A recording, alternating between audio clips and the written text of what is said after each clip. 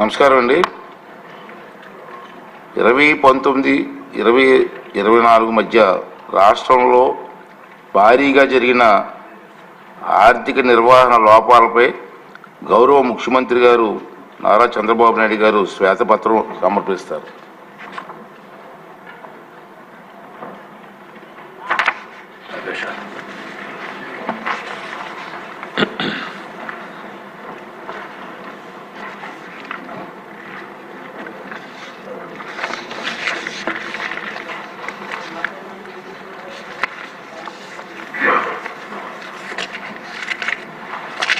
అధ్యక్ష,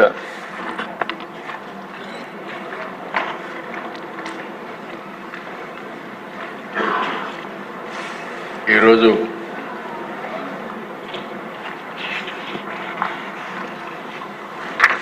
ఏదైతే ముఖ్యమైన సబ్జెక్ట్ అధ్యక్ష,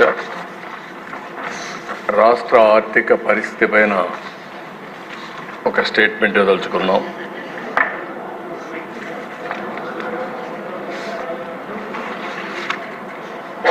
ఇక్కడ ఒకసారి చూస్తే అధ్యక్ష,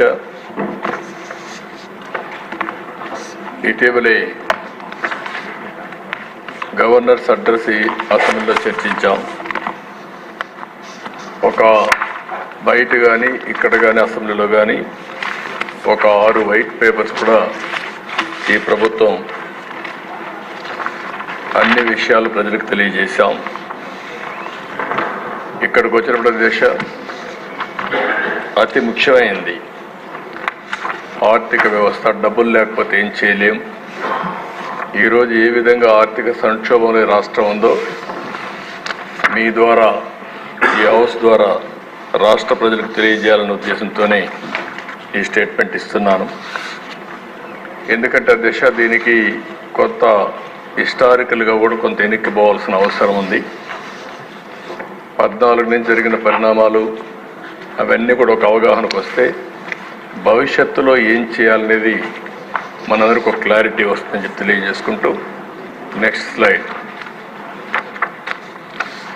అధ్యక్ష, ఏదైతే బైఫర్కేషన్ జరిగినప్పుడే చాలా మనకు సమస్యలు వచ్చాయి. బైఫర్కేషన్ జరిగినప్పుడు ఒక అన్సైంటిఫిక్,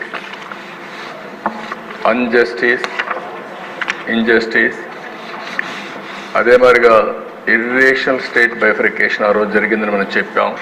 స్టేక్ హోల్డర్స్ని ఎవరికి కాన్ఫిడెన్స్ తీసుకోలేకపోయారు.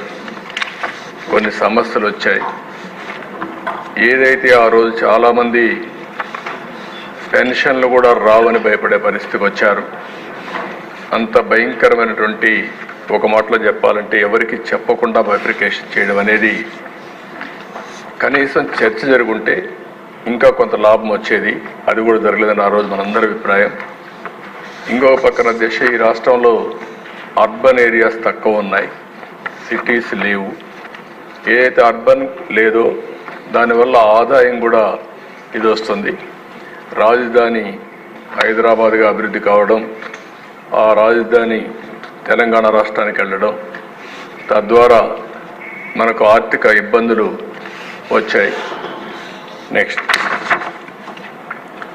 స్థూలంగా అధ్యక్ష, ఒకసారి మీరు చూస్తే ఆ రోజు విభజన సమయంలో ఆంధ్రప్రదేశ్ మనకు వచ్చిన ట్యాక్స్ అంతా కూడా 46% అధ్యక్ష. అంటే సమైక్య ఆంధ్రప్రదేశ్లో ఉండే ఆదాయంలో ఆంధ్రప్రదేశ్కి వచ్చిన ఆదాయం 46%. ఇంకొక పక్క అధ్యక్ష, జనాభా చూస్తే 58%. జనాభా 58%కి 46% ఆదాయం, 42% జనాభాకి 54% ఆదాయం వచ్చే పరిస్థితికి వచ్చింది.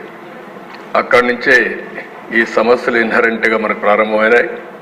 ఇంకో పక్కన దేశ అసెట్స్ కానీ ఆస్తులు కానీ హైదరాబాద్లో ఉన్నాయి. ఇంకొక పక్కన షెడ్యూల్ 9 and 10 రీఆర్గనైజేషన్ యాక్ట్లు ఏదైతే పెట్టారో అవి ఇప్పుడు కూడా పరిష్కారం చేసుకోలేకపోయాం. ట్యాక్స్ రీఫండ్ దిశ కంపెనీలన్నీ హైదరాబాద్లో పెట్టాం. రిజిస్ట్రేషన్ ఆఫీసులు హైదరాబాద్లో ఉంటాయి, ఆపరేషన్స్ ఇక్కడ ఉంటాయి. ఒక ఉదాహరణ మీరు చూస్తే కృష్ణపట్నం పోర్ట్ ఇక్కడ ఉంటుంది, రిజిస్ట్రేషన్ ఆఫీస్ హైదరాబాద్లో ఉంది. రిజిస్ట్రేషన్ ఆఫీస్ హైదరాబాద్లో ఉంది కాబట్టి జనాభా ప్రకారం ఆదాయాన్ని డివైడ్ చేస్తారు. ఇలాంటి ఇన్హరెంట్గా వచ్చిన సమస్యలు కూడా యాడ్ అయినాయి. ఫైనల్గా దశ సర్వీస్ సెక్టర్. ఎక్కడైతే సర్వీస్ సెక్టర్ ఎక్కువ డెవలప్ అయితే, ఇండస్ట్రీ బాగా డెవలప్ అయితే ఆదాయం పెరుగుతుంది.